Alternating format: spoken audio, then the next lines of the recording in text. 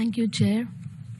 India is honored to participate in the second preparatory committee session for the 4th International Conference on Financing for Development, a crucial platform for fostering dialogue, convergence, and collective action on financing development challenges. India firmly believes that overcoming these challenges require bold and innovative approaches to resource mobilization, enhanced South-South and triangular cooperation, and an unwavering commitment to equity and inclusivity as highlighted in the Elements paper.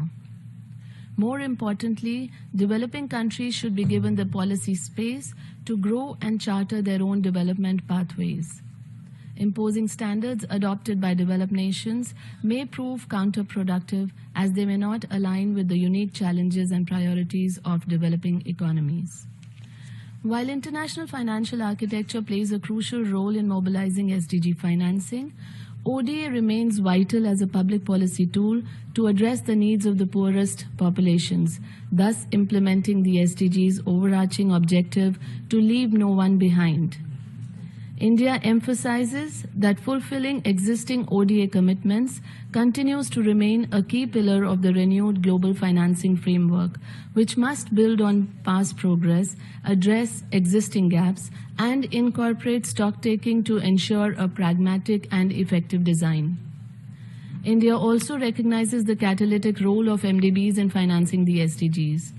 Achieving their ambitious objective of helping countries transform their economies requires enhanced coordination with country platforms serving as effective mechanisms while engaging with client countries.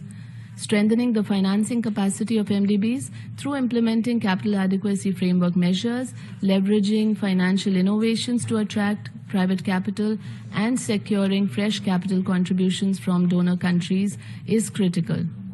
Despite efforts to mobilize private capital, actual flows to low-income and emerging markets for development financing is still a trickle.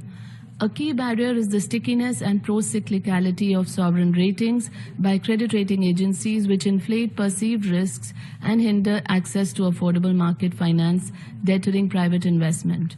We believe MDBs are well positioned to engage with rating agencies and address this issue urgently.